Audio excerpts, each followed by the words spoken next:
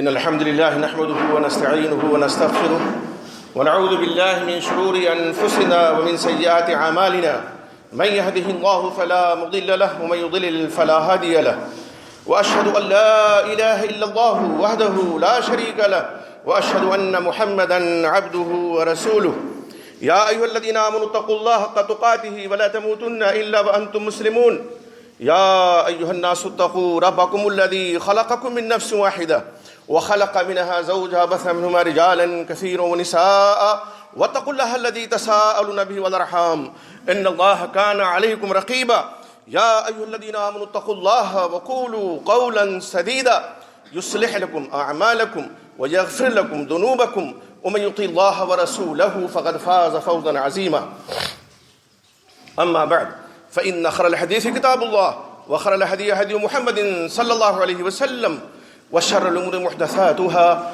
وكل محدثة بدعة وكل بدعة ضلالة وكل ضلالة في النار فأعوذ بالله السميع العليم من الشيطان الرجيم بسم الله الرحمن الرحيم يا أيها الناس كلوا مما في الأرض حلالا طيبا ولا تتبعوا خطوات الشيطان إنه لكم عدو مبين.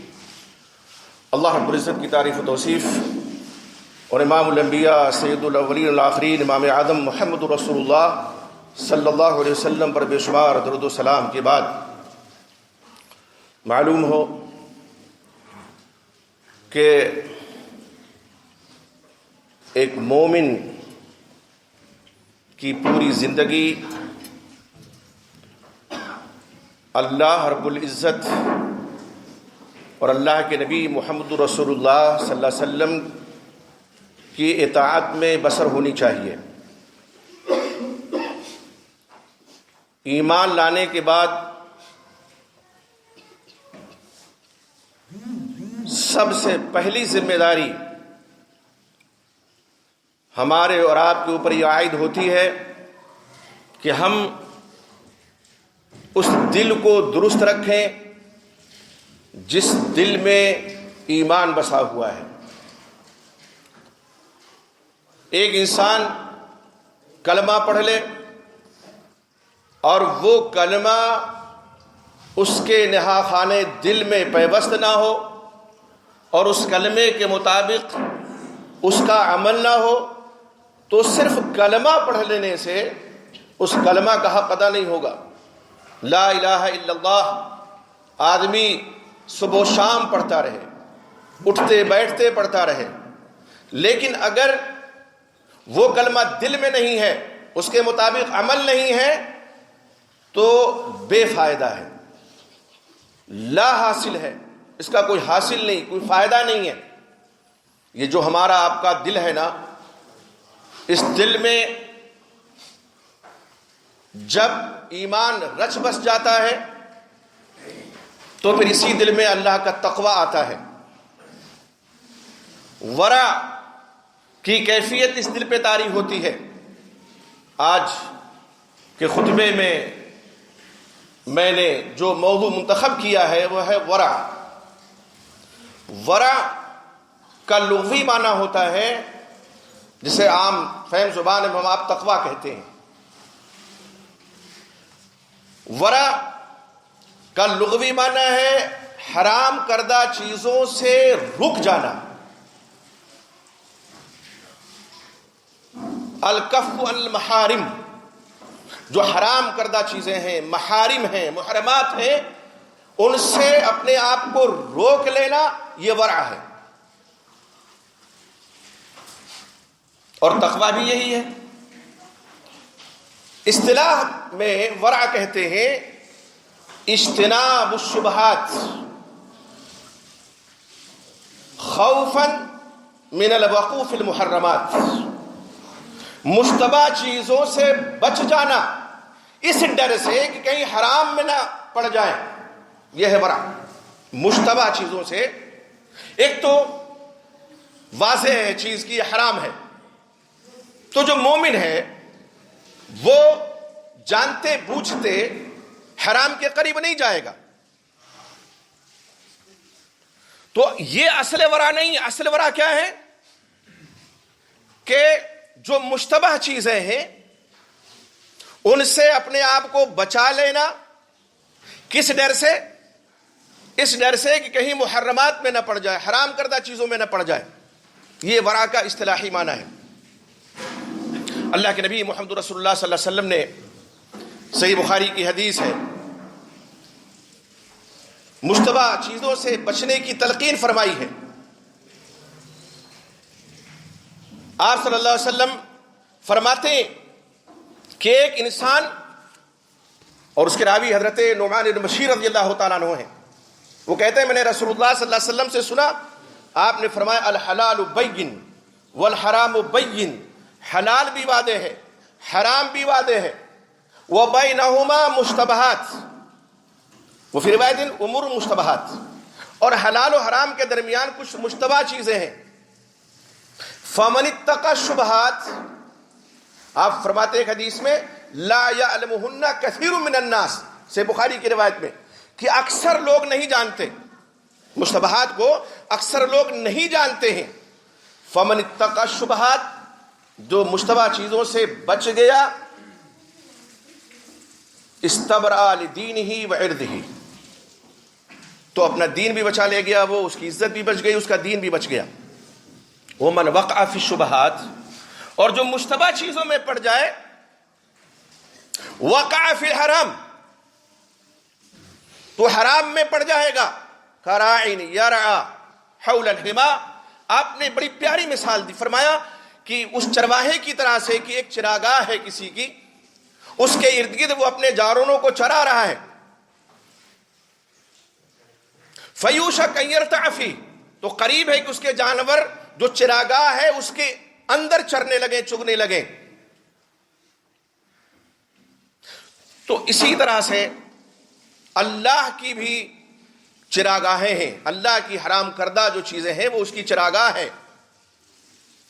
الا ان لکل ملک حمل، خبردار رہو، سن لو، ہر بادشاہ کی ایک چراگاہ ہوتی ہے، اور اللہ کی چراگاہ کیا ہے؟ حرام کردہ اس کی چیزیں ہیں. تو قریب بھی نہیں پھٹکنا چاہیے، قریب بھی نہیں جانا چاہیے.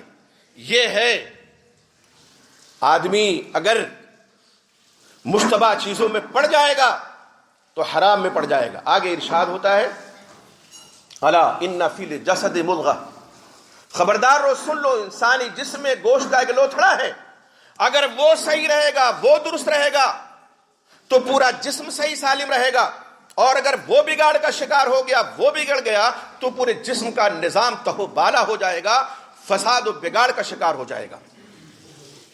اس حدیث میں آپ صلی اللہ علیہ وسلم نے دل کی اہمیت کو بھی بیان فرمایا ہے. مشتبہ چیزوں سے اپنے آپ کو بچا لینا، یہی ورع ہے، یہی تقوی ہے. ایک صحابی رسول نے آپ صلی اللہ علیہ وسلم سے پوچھا، کس کے بارے میں؟ نیکی اور گناہ کے بارے میں. لمبی حدیث ہے، حضرت وابصہ ابن معبد رضی اللہ تعالی عنہ ہیں. وہ کہتے ہیں میں نے اللہ کے رسول صلی اللہ علیہ وسلم کو دیکھا، صحابہ کرام کے درمیان آپ صلی اللہ علیہ وسلم بیٹھے ہوئے تھے، اور میں یہ سوچ کے آیا تھا کہ لا ادا شیئا من البر والاثم، کوئی چیز نیکی اور گناہ سے متعلق کوئی چیز ایسی نہیں ہوگی جس کو میں چھوڑ دوں اور آپ سے نہ پوچھوں، ضرور میں پوچھوں گا. آپ صلی اللہ علیہ وسلم سے میں قریب ہونا چاہتا تھا، لوگ روکنے لگے. آپ نے فرمایا میرے قریب کرو اس کو. قریب آیا میں تو آپ صلی اللہ علیہ وسلم فرماتے ہیں کہ جو تم پوچھنا چاہتے ہو تم خود پوچھو گے یا میں بتاؤں کہ تم کیا پوچھنا چاہتے ہو؟ ظاہر ہے وحی کا تعلق تھا. آپ صلی اللہ علیہ وسلم کہا اللہ کے رسول اخبرنی یا رسول، اللہ کے رسول آپ بتائیے میں کیا پوچھنا چاہتا ہوں. تو آپ نے فرمایا تم نیکی اور گناہ کے بارے میں پوچھنا چاہتے ہو؟ کہا اللہ کے رسول. آپ صلی اللہ علیہ وسلم نے اپنی انگلیوں کو اکٹھا کیا، جمع اصابعہ، اور پھر میرے سینے پہ آپ نے ٹھوکا لگایا اور فرمایا استفتی نفسک، وفی روایت استفتی قلبک. 3 دفعہ آپ نے فرمایا اپنے دل سے پوچھو، اپنے دل سے پوچھو، اپنے دل سے پوچھو. اس کا قطعاً یہ مطلب نہیں ہے، اس غلط فہمی میں کوئی نہ رہے کہ دل کو مفتی بنا لے، نہیں بھئی، علماء سے پوچھنا پڑے گا، فاسألوا اہل الذکر ان کنتم لا تعلمون۔ یہ ان کے لیے ہے جو شریعت کے مسائل کو جانتے ہیں، حلال و حرام کی تمیز رکھتے ہیں۔ اب اگر کوئی ایسی چیز آ گئی جس کے بارے میں نہیں پتا ہے تو دل میں کھٹک محسوس ہوگی کہ نہیں ہوگی؟ تو آپ نے ایسے شخص کے بارے میں فرمایا، یہ نہیں کہ ایک آدمی شریعت کے مبادی اور اصول سے بھی واقف نہ ہو، ابتدائی معلومات بھی نہ ہو، اور وہ اپنے دل کو مفتی بنا لے اور اس سے فتویٰ لینے لگے، اس سے پوچھنے لگے۔ اس کا قطعاً اس حدیث کا یہ مفہوم نہیں ہے۔ آپ نے فرمایا اپنے دل سے پوچھو۔ آپ صلی اللہ علیہ وسلم آگے ارشاد فرماتے ہیں کہ کوئی کام جو تم کر رہے ہو تمہارا دل مطمئن ہے۔ البر، نیکی کسے کہتے ہیں؟ جس پر تمہارا دل مطمئن ہو، کوئی عمل تم نے کیا، اطمینان ہے کہ ہاں ٹھیک عمل رہا۔ اور اسم کیا ہے؟ گناہ کیا ہے؟ ما حق فی صدرک او ما تردد فی صدرک، سینے میں جو کھٹک محسوس ہو جس سے سمجھ لو وہ گناہ کا کام ہے۔ اور ایک دوسری حدیث میں آپ صلی اللہ علیہ وسلم فرماتے ہیں، حضرت نواس بن سمعان رضی اللہ تعالیٰ عنہ اس حدیث کے راوی ہیں، کہ البر حسن الخلق، نیکی کیا ہے؟ اچھے اخلاق کا نام ہے۔ نیک عمل بہت سے ہیں، لیکن یہاں آپ صلی اللہ علیہ وسلم نے، اور اخلاق، عمدہ اخلاق، اچھے اخلاق میں توحید و رسالت سے لے کر کے اور آخرت کے جتنے اعمال و افعال ہم کرتے ہیں نا، سب ہے۔ ایمان لاتے ہیں اللہ پر، یہ بھی اس نے خلق ہے۔ رسول پر ایمان لائے، یہ بھی اس نے خلق ہے۔ اپنے پڑوسی کے کام آتے ہیں، اپنے رشتہ داروں کے کام آتے ہیں، غریبوں مسکینوں کی مدد کرتے ہیں، گالی نہیں دیتے، غیبت نہیں کرتے، چغلی نہیں کرتے، اچھا برتاؤ کرتے، ساری چیزیں حسن خلق میں داخل ہیں۔ اور اسی لیے آپ صلی اللہ علیہ وسلم نے فرمایا تھا، بعثت لأتمم محاسن الاخلاق، وفی روایت مکارم الاخلاق، میری بعثت کا مقصد ہی یہی ہے کہ میں عمدہ اخلاق کی تکمیل کر دوں، عمدہ اخلاق جو ہیں وہ مکمل ہو جائیں۔ جیسے دین آپ صلی اللہ علیہ وسلم کی بعثت کے بعد مکمل کیا گیا، اسلام دین تمام لوگوں کا تھا، جتنے انبیاء آئے، جتنے رسول آئے، ان کے ماننے والے آئے، جتنی امتیں آئیں، امت محمدیہ سے پہلے سب کا دین اسلام تھا۔ لیکن اس دین کی تکمیل اللہ رب العزت نے کس پر فرمائی؟ محمد رسول اللہ صلی اللہ علیہ وسلم اور آپ کی امت پر۔ قرآن میں سورہ مائدہ میں اللہ نے فرمایا نا، الیوم اکملت لکم دینکم واتممت علیکم نعمتی ورضیت لکم الاسلام دینا، آج کے دن میں نے تمہارے اوپر تمہارے دین کو مکمل کر دیا، اپنی نعمت پوری کر دی، اور بحیثیت دین میں نے تمہارے لیے اسلام کو پسند کیا۔ تو دین اسلام کی تکمیل ہمارے اوپر ہوئی ہے، یہ بڑے شرف اور اعزاز کی بات ہے۔ اسی طرح عمدہ اخلاق پہلے بھی تھے، لیکن ان کی تکمیل ہمارے اوپر ہوئی اللہ کے نبی محمد رسول اللہ صلی اللہ علیہ وسلم کی بعثت کے ساتھ۔ تو آپ نے فرمایا البر حسن الخلق، والاثم ما حاک فی صدرک، اور گناہ یہ ہے کہ جو تمہارے دل میں کھٹکے، کوئی عمل تم کرو اور کھٹک محسوس ہو، وَكَرِهْتَ أَن يَطَّلِعَ عَلَيْهِ النَّاسِ، اور تم یہ ناپسند کرو کہ اس پر لوگ مطلع نہ ہو جائیں، لوگوں کو آگاہی نہ مل جائے، لوگوں پر یہ ہمارا عمل ظاہر نہ ہو جائے، لوگوں کو پتہ نہ چل جائے۔ اگر کوئی ایسا عمل کوئی بھی شخص کرتا ہے جس عمل میں اس کے دل میں کھٹک محسوس ہو رہی ہے، کہیں ایسا نہ ہو کہ دوسرے کو پتہ چل جائے، تو وہی رک جانا چاہیے اسے۔ ظاہر ہے یہ گناہ ہے نا۔ آپ کوئی نیک عمل کریں گے، ٹھیک ہے، اخلاص کا تقاضا یہ ہے کہ آپ کوئی نیک عمل کریں، جیسے صدقہ کرتے ہیں، دائیں ہاتھ سے دے بائیں ہاتھ کو خبر نہ ہو، یہ ساری تعلیمات موجود ہیں۔ لیکن آپ کوئی نیک عمل کریں گے تو آپ یہ کھٹک محسوس نہیں کریں گے، دیکھ نہ لے، کھٹک تو محسوس نہیں ہوگی، قطعاً نہیں، دل نہیں دھڑکے گا، اتھل پتھل کا شکار نہیں ہوگا دل۔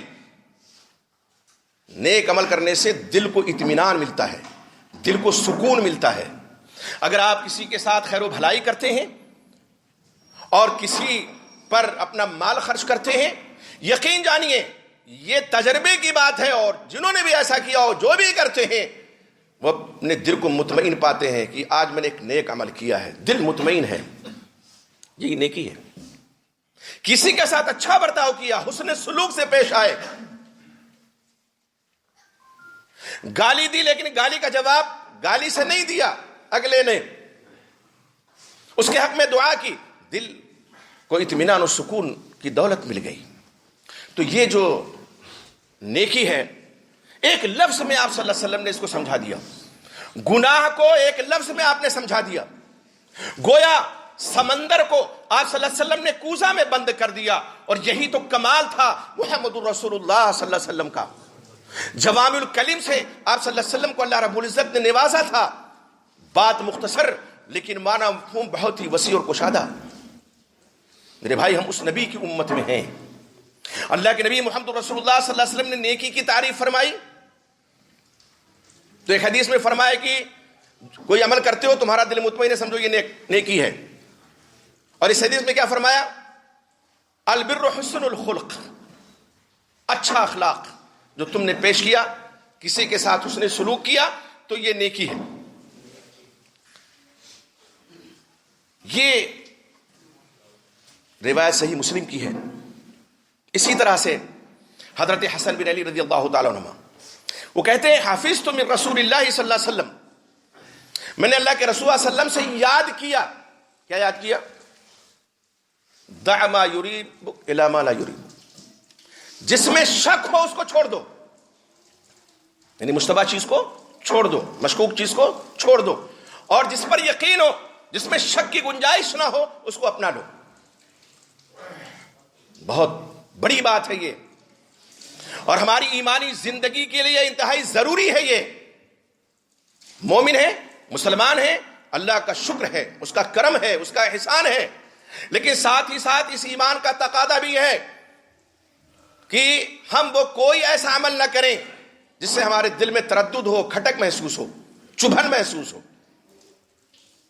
اور یقین جانیے یہ بھی ایمان کی پہچان ہے، کھٹک تو اسی کے دل میں محسوس ہوگی جس کے دل میں ایمان ہوگا، اللہ کا خوف ہوگا، ورا کا کچھ نہ کچھ حصہ اس کے دل میں ہوگا۔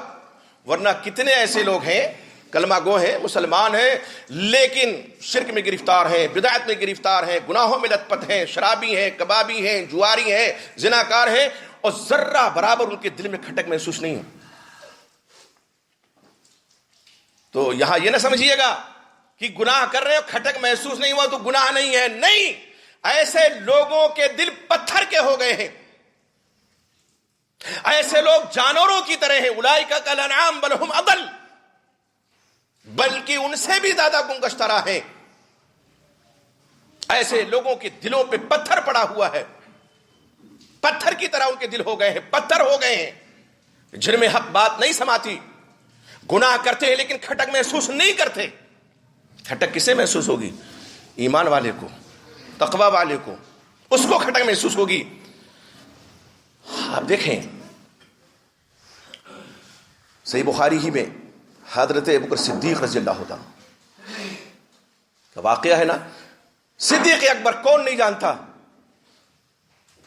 افضل البشر بعد الانبیاء، وہ ذات گرامی صدیق اکبر کی انبیاء کے بعد سب سے افضل انسان اس پردے گیتی پہ ضروری زمین پہ۔ ان کا ایک غلام تھا، ٹیکس دیتا تھا ان کو، خراج کا لفظ حدیث میں ہے۔ ایک دن لایا اور کچھ لے کر کے آیا، کھانے کی چیز کھا لیا۔ کہا آپ نے پوچھا نہیں یہ کہاں سے میں لایا؟ کہاں بتاؤ؟ کہا تھا کہنت فی الجاہلیہ، دور جاہلیت میں نے کہانت کی تھی، اور کہانت آتی نہیں تھی، ایسے اٹکل پچھو جھوٹ موٹ میں نے بتا دیا تھا، یہ اس کی کمائی ہے۔ فوراً حلق میں انگلی ڈالی اور جو کچھ کھایا تھا صدیق اکبر نے قے کر دیا۔ یہ ہے ورع۔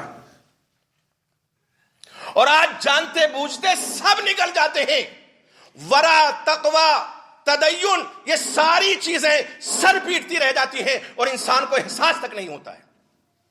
صدیق اکبر کا ایمان دیکھیے کہ اتنا ہی کہا اس نے کہ میں نے دور جاہلیت میں کہانت کی تھی، اس کی کمائی ہے، فوراً ابھی پیٹ میں وہ لقمہ گیا نہیں کہ انگلی ڈالی حلق میں اور اگل دیا۔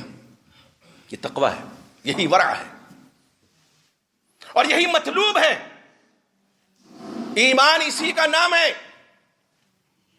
اور جو آدمی، حضرت صدیق اکبر سے اللہ علیہ وسلم نے ایک لمبی حدیث میں فرمایا کہ تم کن ورع کہتے ہیں تقوی شعار آدمی کو، اور آپ پہ جو زیر ہے، متقی بن جاؤ، تکن من عابد الناس، اور ایک روایت میں تکن عابد الناس، سب سے زیادہ عبادت گزار لوگوں میں ہو جاؤ گے تم سب سے زیادہ عبادت گزار ہو جاؤ گے اگر تمہارے اندر ورع آ جائے، تقوی آ جائے۔ تو آج وہی چیز مطلوب ہے۔ آج کتنے ایسے لوگ ہیں جو منہ کھول کر کے کہہ دیتے ہیں ایماننا کا ایمان ابی بکر، ہمارا ایمان ایسے ہے جیسے ابو بکر کا ایمان تھا رضی اللہ تعالی عنہ۔ کہاں راجہ بھوج کہاں کے گوتے، کہتے ہیں ایمان بسیط ہے، ٹھوس ہے۔ ایمان میں امام بخاری رحمۃ اللہ علیہ نے کتاب الایمان میں باقاعدہ باب باندھا کہ بیان اس چیز کا کہ ایمان گھٹتا اور بڑھتا ہے، اور کتاب الایمان کے شروع میں چند آیات کا ذکر فرمایا۔ بلکہ آپ اگر صحیح بخاری کا مطالعہ کریں اور پوری کتاب الایمان میں جتنے ابواب ہیں پڑھ جاؤ اور اس کے اندر جتنی حدیثیں ہیں پڑھ جائیں، تقریباً تمام حدیثوں سے آپ کو یہی معلوم ہوگا کہ ایمان گھٹتا اور بڑھتا ہے، یزید بالطاعہ وینقص بالمعاصی۔ فرما برداری سے، اطاعت کرنے سے ایمان میں اضافہ ہوتا ہے، گناہ کرنے سے ایمان میں کمی آتی ہے۔ لیکن کچھ لوگوں کا عقیدہ یہ ہے، جسے مرجیہ کا، اور مرجیہ ہی کی طرح کچھ اور لوگ عقیدہ رکھتے ہیں، بتانے کی ضرورت نہیں ہے، وہ کہتے ہیں ہمارا ایمان ٹھوس ہے۔ اور مرجیہ جو باطل فرقہ ہے وہ تو یہ کہتا ہے لا تضر معصیۃ مع ایمان، ایمان جب ہے تو کوئی گناہ نقصان نہیں پہنچا سکتا۔ اللہ اکبر، استغفر اللہ۔ پھر انبیاء کی بعثت کا کیا مقصد ہے؟ پھر گناہ اور ثواب کسے کہتے ہیں؟ نیکی اور بدی کسے کہتے ہیں؟ جب ایمان لانے کے بعد جتنے بھی گناہ کر لے جاؤ وہ گناہ نقصان نہیں پہنچا سکتا ہے، تو پھر نیکی اور بدی کی جو تقسیم کی گئی ہے، نیک اعمال بد اعمال کی جو تقسیم کی گئی ہے، ان کی ضرورت ہی کیا ہے؟ نہیں، ایمان لانے کے بعد آدمی پابند ہو جاتا ہے احکام الہی کا، وہ شترے بے مہار نہیں رہ جاتا ہے۔ ایمان لے آئیں اور پھر آزاد رہیں، یہ ممکن ہی نہیں ہے، یہ ہو نہیں سکتا ہے۔ اس لیے کہ مسلم اور اسلام استسلام ہی سے کہ اپنے آپ کو پورا کا پورا سپرد کر دینا۔ تو جب تک ہم اللہ کے حکام کے سپرد اپنے آپ کو نہیں کر دیتے، جب تک ہم اللہ کے سپرد اپنے آپ کو نہیں کر دیتے، کیسے مسلم ہو پائیں گے؟ اور ایمان دل میں ہو، یہ ہو نہیں سکتا ہے کہ دل میں ایمان ہو اور اس کے باوجود آدمی کوئی گناہ کرے تو دل میں کھٹک محسوس نہ ہو۔ کھٹک اس کو ضرور محسوس ہوگی۔ اس لیے ہمیں اور آپ کو چاہیے کہ ورع کا جو حقیقی معنی ہے اس کو سمجھیں، تقوی کسے کہتے ہیں اسے سمجھیں، اور جس دن یہ کوئی مسلمان اور کوئی مومن سمجھ لے گا، ایسا نہیں ہے کہ گناہ نہیں ہوتے لوگوں سے، ہوں گے، خیر و شر کا مجموعہ انسان ہے، لیکن وہ فوراً تائب ہوگا، وہ فوراً رجوع اللہ کی کیفیت اس کے اوپر طاری ہوگی، فوراً وہ اللہ سے گڑ گڑائے گا، روئے گا، اپنے گناہوں کی معافی مانگے گا، اور پھر عہد کرے گا کہ آئندہ یہ گناہ نہیں ہو سکتا، نہیں کروں گا، میں اس کے قریب تک نہیں پھٹکوں گا، اس کے قریب تک نہیں جاؤں گا۔ میرے بھائی، یہ مسئلہ بڑا اہم ہے اور بڑا سنگین ہے۔ آج لوگ، بہت سے لوگوں کو ولایت کا سرٹیفکیٹ دے دیتے ہیں کہ فلاں ولی ہے، کیوں؟ چہرے پہ داڑھی دیکھ لی، ٹوپی دیکھ لی، جبہ و دستار دیکھ لیا، کہا ولی ہے۔ نہیں، ولی یہ کوئی وہ تمغہ نہیں ہے جو کسی کی پیشانی پہ اور لباس پہ لکھا ہوا ہو ولایت، ایسا تمغہ نہیں ولایت۔ کل مؤمن تقی ولی اللہ، ہر مومن متقی اللہ کا قریبی ہے، اللہ کا ولی ہے۔ ولی کسے کہتے ہیں؟ جس کو اللہ کا قرب حاصل ہو۔ اللہ کا قرب جسے حاصل ہے وہی مومن ہے،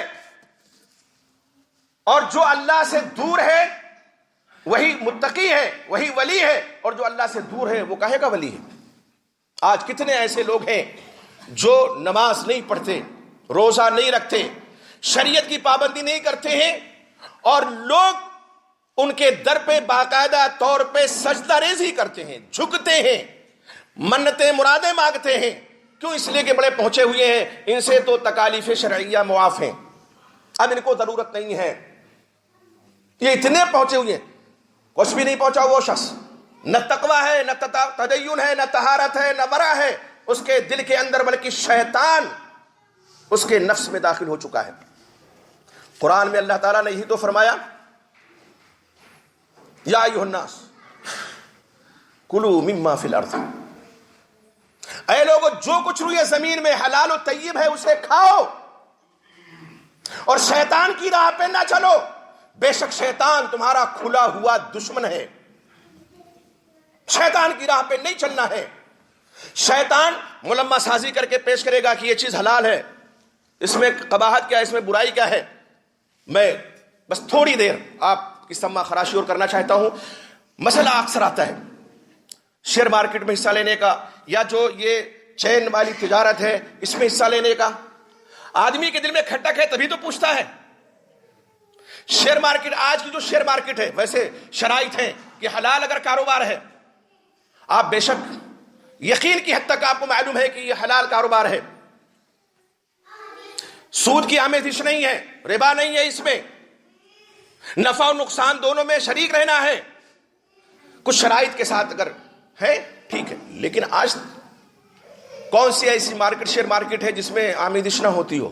الا ماشاء اللہ نہیں کہہ سکتے، اس لیے بچنا چاہیے، مشتبہ چیز ہے۔ اسی طرح سے جو ایک زنجیر کا سسٹم ہے کہ ہم نے کسی کو جوڑا کسی کمپنی سے تو ہمیں اس کا بینیفٹ کمپنی دیتی ہے، جو پرسنٹ دے وہ 2%، 1%، 5%، اس سے 10 لوگ جڑے، پھر اس سے 20 لوگ جڑے، پھر 100 جڑے، پھر 1000 جڑے، پھر 10,000 جڑے۔ یہ ہم سے جو ایک جڑا اس کا بھی بینیفٹ ہمیں مل رہا ہے، اس سے جو 10 جڑے اس کا بھی بینیفٹ مل رہا ہے، اس سے جو 100 جڑے اس کا بھی بینیفٹ مل رہا ہے، اور اس سے جو 1000 جڑے اس کا بھی، اس سے جو 10,000 جڑے اس کا بھی۔ کیا کیا ہم نے؟ ہمارا کیا عمل ہے؟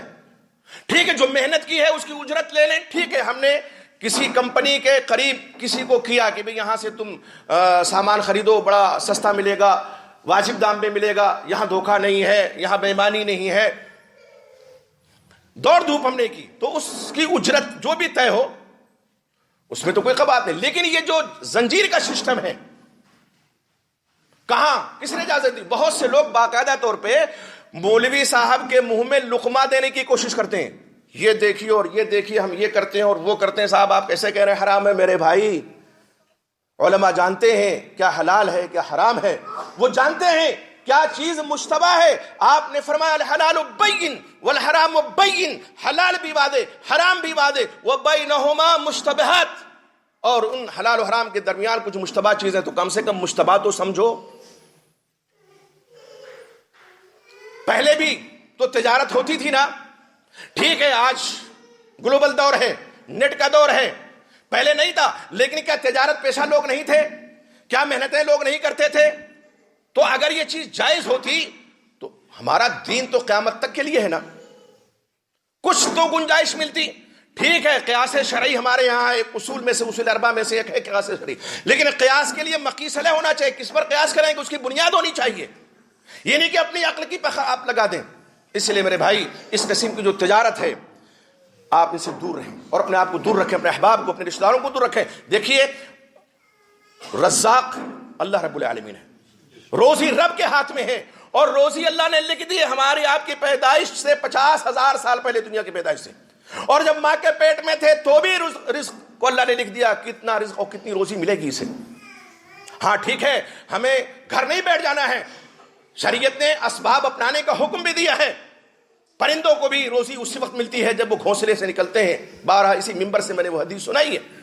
اس لیے کوشش کرنی چاہیے، کاوش کرنی چاہیے، محنت کرنی چاہیے، اور انجام اللہ پہ چھوڑ دینا چاہیے۔ جتنا رزق اللہ نے لکھا ہے، جتنی روزی لکھی ہے وہ مل کے رہے گی۔ تو ہم شارٹ کٹ کیوں اپنائیں کہ یہاں تو بہت دولت کی ریل پیل ہو جائے گی اور لاکھ پتی ہو جائیں گے، کروڑ پتی ہو جائیں گے ایک ہی سال کے اندر، چند مہینے کے اندر۔ بعض کمپنیاں ایسی ہیں کہ باقاعدہ طور پہ منعقد کا جو کاروبار ہوتا ہے ان کا، اور لے کر کے رفو چکر ہو جاتی ہے، زمین نہیں ان کے پاس۔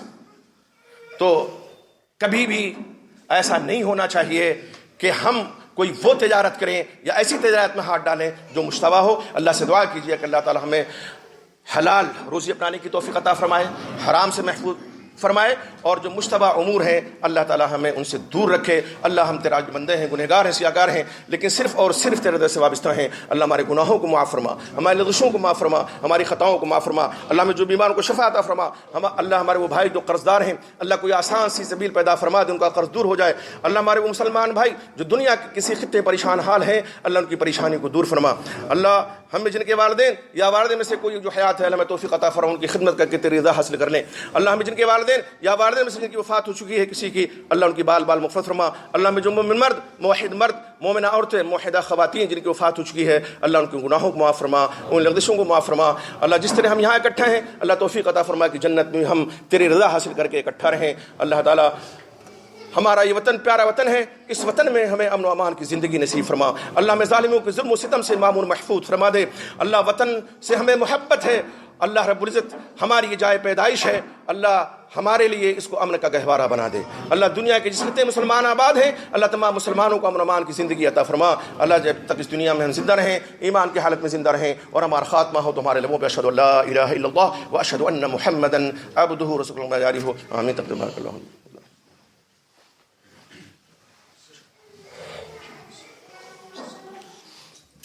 الحمد لله نحمده ونستعينه ونستغفره ونعوذ بالله من شرور أنفسنا ومن سيئات أعمالنا من يهده الله فلا مضل له ومن يضلل فلا هادي له وأشهد أن لا إله إلا الله وحده لا شريك له وأشهد أن محمدا عبده ورسوله.